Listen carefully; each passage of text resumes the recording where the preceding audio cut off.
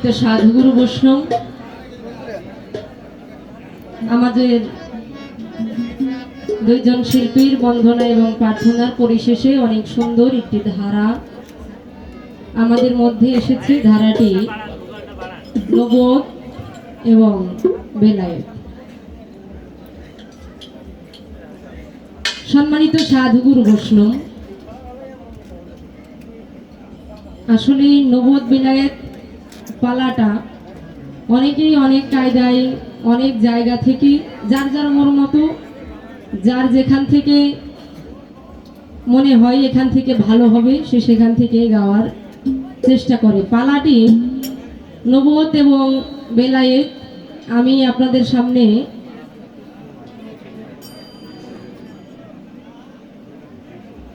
পালাটি দিয়েছেন অনেক সুন্দর একটি ধারা।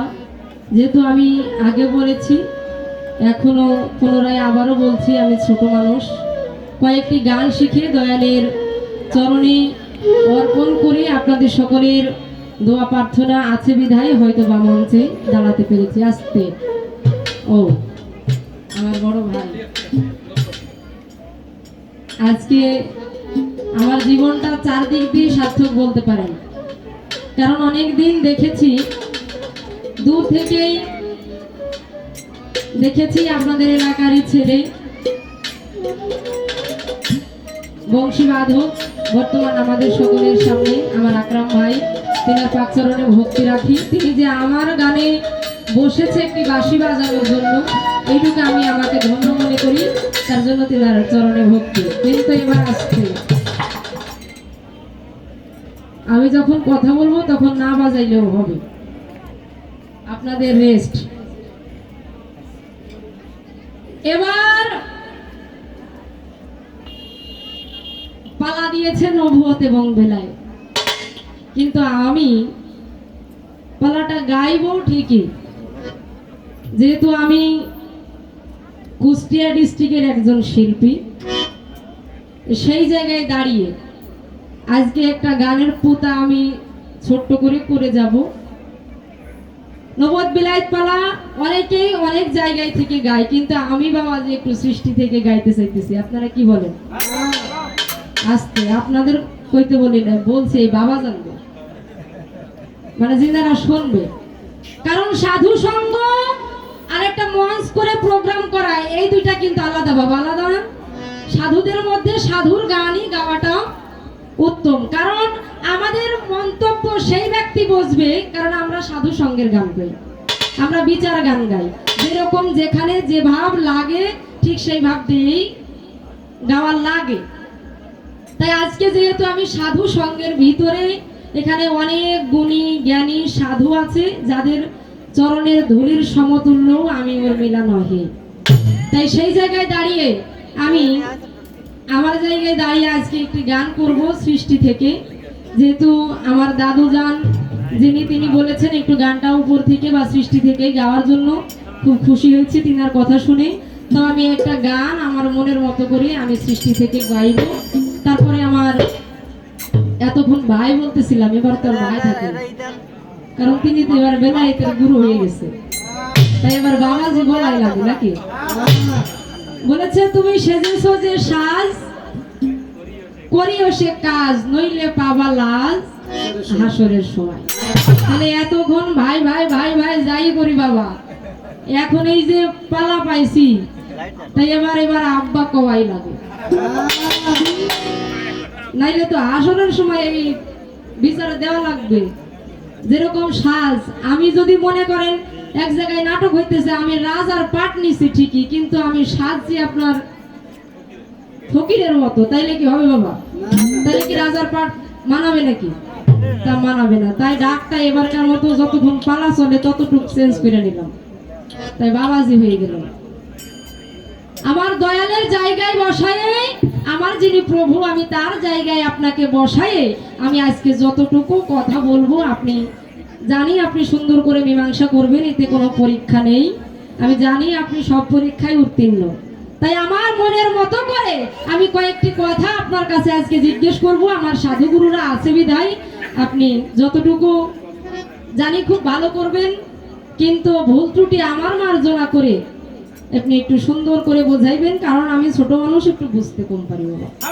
তাই সেই জায়গায় দাঁড়িয়ে তিনাকে একটা আমার দয়ালের জায়গায় বসাই একটা ভক্তি দিয়ে আমি আমার গান শুরু করব। ধন্যবাদ।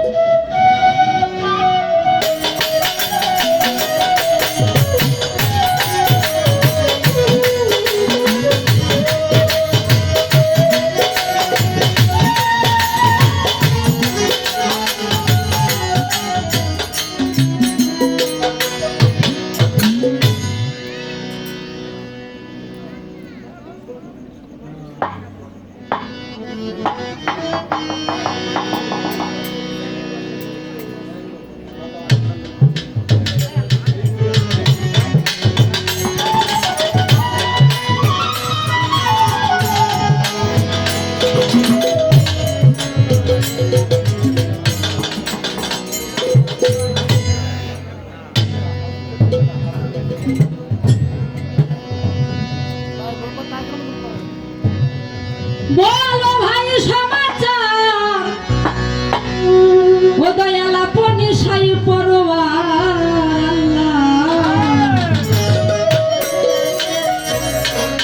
আল্লাহ এই দুনিয়া কি দিয়ে গঠিল,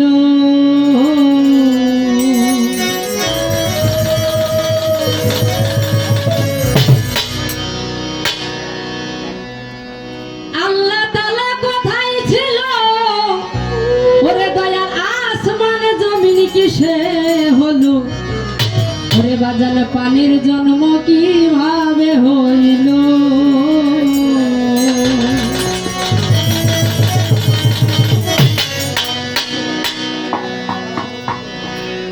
বলো ভাই আপনি সাই পরওয়ার,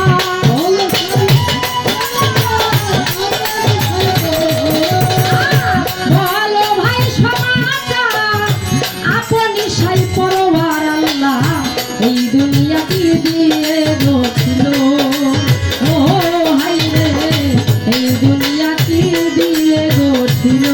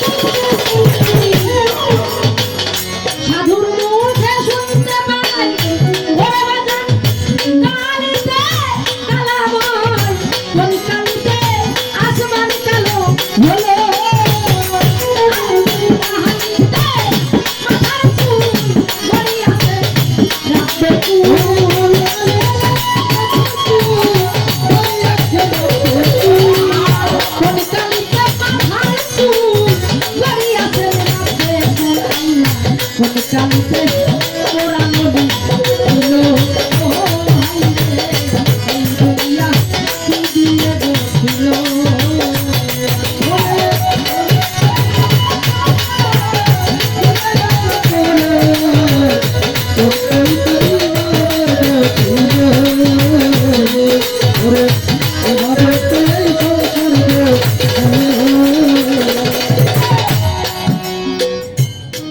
বলো ভাই সমাচার আপনি সাই পরোয়ার আল্লাহ এই দুনিয়া কি দিয়ে গেছিল দয়াল পালাটা যেমন নবুয়ত বেলায়েত অনেকেই নবী জন্ম না হইতেই মরার ঘটনা কয়ে নবী আমাদের মাঝে নেই তার এই ঘটনা কয়ে অনেক সময় গান আমরা করে থাকি অনেক সময়ই অনেক কায়দায় করে থাকি কিন্তু এইটা যেহেতু আমাদের কুষ্টিয়া এলাকায় এই এলাকায় অনেক জায়গায় নবীকে জন্মানোর আগেই মারা হয় তাই নবীকে জন্ম দেওয়ার কারণটা যখন এই পৃথিবী সৃষ্টি হয়েছিল না তখন নবী আমাদের ভিতরে কিভাবে আসবে সেই হিসাবটা নিয়ে বরাবর যাওয়ার জন্য সর্বপ্রথম এখানে দাঁড়িয়ে কথাটা করলাম যেহেতু আমার উস্তাদ গুরুরা বলে থাকে নবুয়ত বিলায়েত পালাটা অনেক কায়দায় অনেক জায়গায় দাঁড়িয়েই মানুষ গায় সচরাচর অনেক কায়দায় অনেকে শোনে তাই এই জায়গাটা আমি সাধুদের কাছ থেকে আজকে যেহেতু সাধুগুরুদের মধ্যে প্রশ্ন সাধুগুরুদের মধ্যে গান তাই আমি আমার জায়গায় দাঁড়িয়ে একটু শক্ত করেই করলাম যেহেতু আমার ভাই আমার বাবাজি এসছে আজকে অনেক দূরে থেকে তার মধ্যে থেকে কিছু নেওয়ার জন্য আমি জায়গাটা একটু দাঁড়ায়ে গান করার চেষ্টা করলাম মহৎ বলেছেন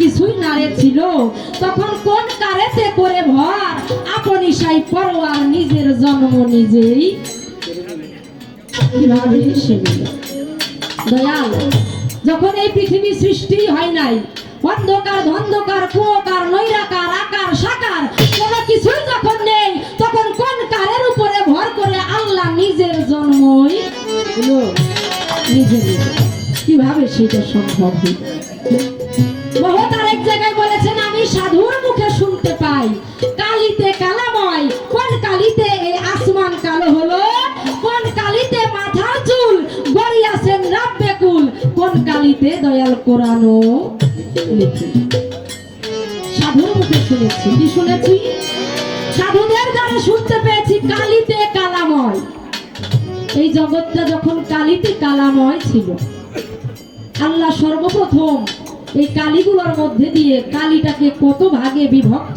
করে কোন কালি দিয়ে আমাদের এই মাথার চুলটাকে কালো করলেন আর কোন কালির দ্বারা এই যে আমরা মুসলমান জাতি যেগুলো মুসলমান জাতি যেটার দ্বারাই আমরা মনে করি আমাদের পথ বিধানকারী সেই কোরআন এই কোরআনটা খুললেই আমরা দেখতে পাই কি এই কোরআনের কালিটা কালো কালি দিয়ে লেখা নাকি বাবা তাহলে যদি কালো কালি দিয়েই কোরআনটা লেখা হয় তাহলে এইটা কোন কালির দ্বারা এই আসছে দাঁড়ান বলেছেন কোন কালি দিয়ে আল্লাহ মাথার চুলটা কালো করলেন বলে নাই বাবা আপনার একটু কথা কন না কে বাবা আমি কিন্তু বাড়ি চলে যাব আমার কিন্তু ভয় করতেছে বাবা আপনারা কথা না কইলে আমি কি করব কোন একটা গানের বাইরে আপনার কাছে একটা প্রশ্ন বর্তমানে সময়ে করব না কারণ আমার এলাকার যে গান এই গানের মধ্যে যতগুলো কথা আছে এই প্রশ্নের মীমাংসা করতে আপনি উঠবেন আর ওই যে ভাবি আমার জন্য খাট রেখেছে আমি ওখানে যে ঘুমাবো কিন্তু একটা কথা আপনার কাছে কই বাড়তি করি কারণ বলেছেন এই কালিগুলোর মধ্যে দিয়ে একটা কালি দিয়ে আল্লাহ মাথার চুলটা কালো করছে বাবা মাথার চুল কালো না মানুষের এই আসতে এই মাথার চুল দেখবেন বিদেশের কোন জায়গায় বাবা মানুষ জন্মায় এই মাথার চুল কটা হয় না বাবা সাদা আমাদের দেশে তো মুরব্বি হয়ে গেলে যখন বয়স শেষ হয় তখন চুল পাকে সাদা হয় কিন্তু এই মাথার চুল কোন জায়গায় বিদেশে অনেক জায়গায় ছেলে মেয়ে জন্মানোর সময় মাথার চুল কটা হয়ে জন্মায় আচ্ছা বাবা, যদি কালো কালি দিয়ে এই মাথার চুল হয়, ওইটা কোন কালি দেওয়া? ওই কালিটা কোন কালি বাবা? তাই মহৎ বলেছেন, আমি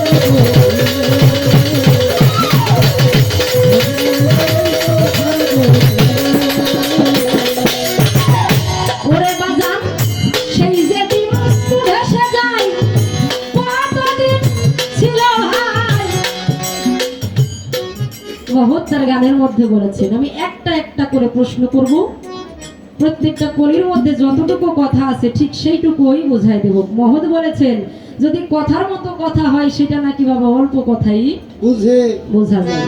তাই এই জায়গায় মহৎ বলেছেন, সেই যে ডিম্বু এসে যায়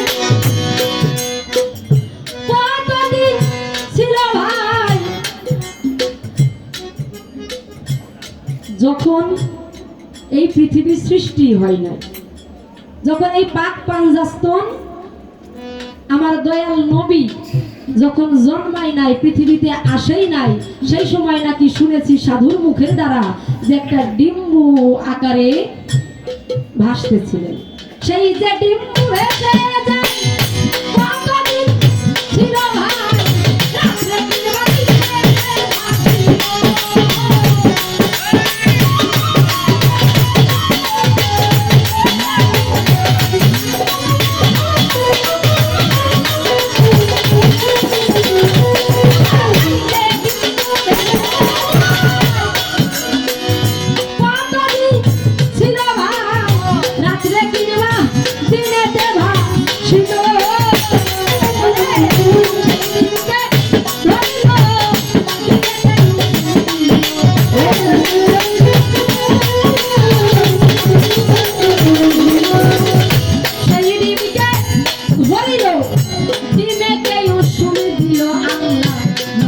বলে তারে দেখেছিল, এই দুনিয়া কি দিয়ে বসছিল। ডিম্বুটা যেই সময় ভাসতেছিলেন সেই সময় রাত ছিলেন নাকি দিন ছিলেন, রাত দিন যাই থাক না কেন বাবা, ডিম্বুটাকে একজন ব্যক্তি সর্বপ্রথম ধরলেন, ধরার পরে সেই ডিমটাকে উষুম দিলেন। উষুম মানে তাওয়া বাবা, এলাকায় তো মুরগি সকলেই পালন করি না বাবা, আমাদের মুরগি, এই মুরগিতে যখন ডিম পাড়ে, এই ডিমটা যদি তাওয়া বা উষুম না দেওয়া হয়, এই ডিমটা থেকে কি বাচ্চা ওঠে বাবা? যদি তাই না ওঠে, এই ডিমটা থেকে বাচ্চা যদি না ওঠে, তাহলে যখন আমার পাক পাঞ্জাস্তন, যখন আমার এই দুনিয়া সৃষ্টির আগে এই দুনিয়াটা ডিম্বু রূপে ভাসতেছিলেন, এই পাক পাঞ্জাস্তন গুলো ডিম্বুর উপরে ভাসতেছিলেন, সেই সময় সর্বপ্রথম এই ডিমটা কে ধরলো, ধরার পরে এই ডিমটাকে উষুম দিল কে? ডিম ফেটে এর ভিতর থেকে একজন বের হইলেন, যে আল্লাহ নিজে সেই কুসুমদাতার ভিতর থেকে, এই ডিমের ভিতর থেকে একজন ব্যক্তি বেরাইলেন, যাকে আল্লাহ নিজেই মা বলে সম্বোধন করলেন। এই ব্যক্তিটা কে? আপনার কাছে আমার সুন্দর করে জানাতে জানে।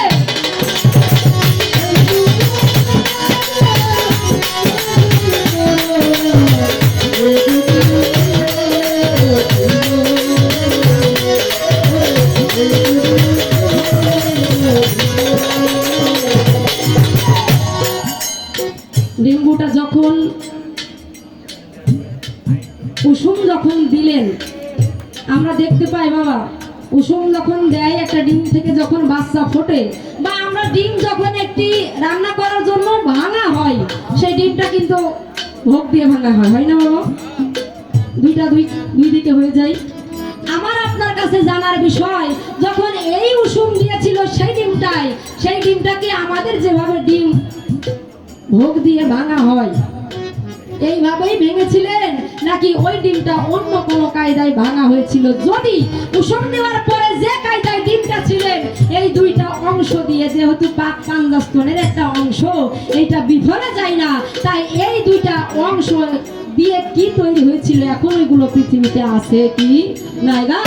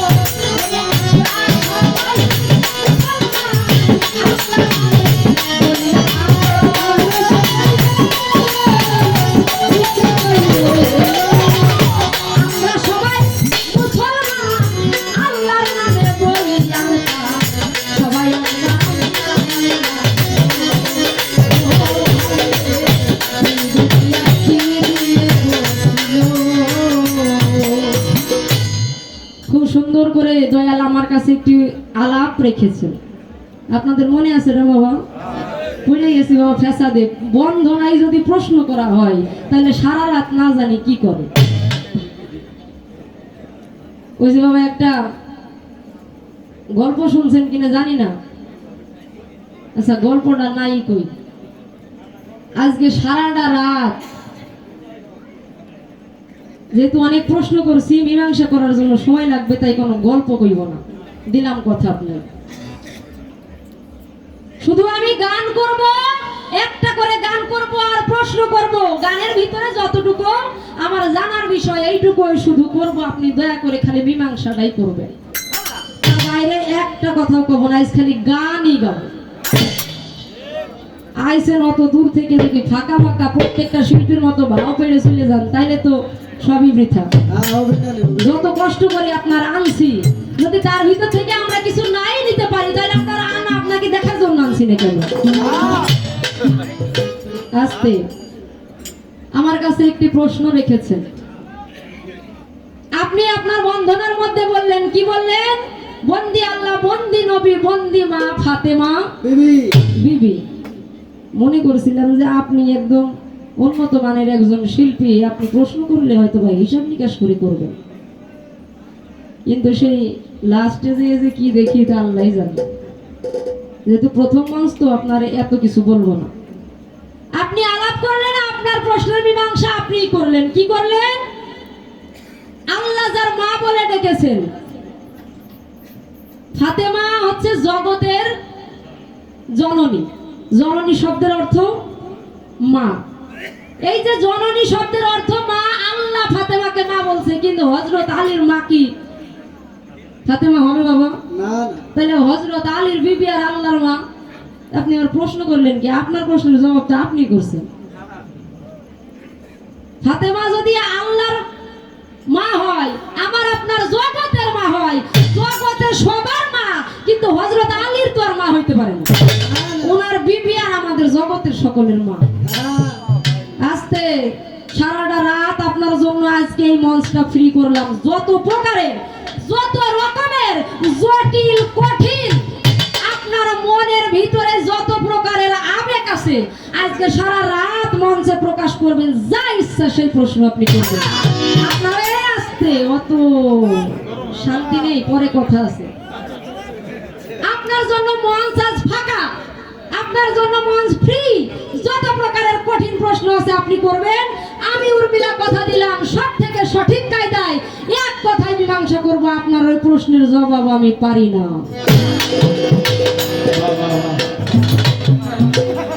কি এই মজিবুর ভাই, টাকা কি কিছু কম দেওয়া হবে নাকি? সবার মন ভরে কি যাবে। বাবা, হবে নাকি? তো টাকা যদি কম না দেওয়া হয়, আপনি যত প্রকারের জটিল প্রশ্ন করেন এটা আমার যায় কি আমি জানি না।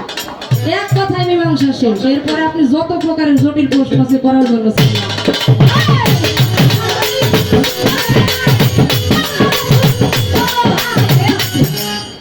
আমি যেমন বললাম যে আপনার প্রশ্নের জবাব করতে পারবো না, আর সাহসের সাথে আপনাকে যত প্রশ্ন করলাম আপনি এক কথায় বলতে পারেন কি দেখেন তো যে আপনার প্রশ্নের জবাব করতে পারবো না। আমি বললাম সাহস আছে আমার, আপনার অত সাহস হবে না, কারণ আপনি গুরু তো। আচ্ছা, আমি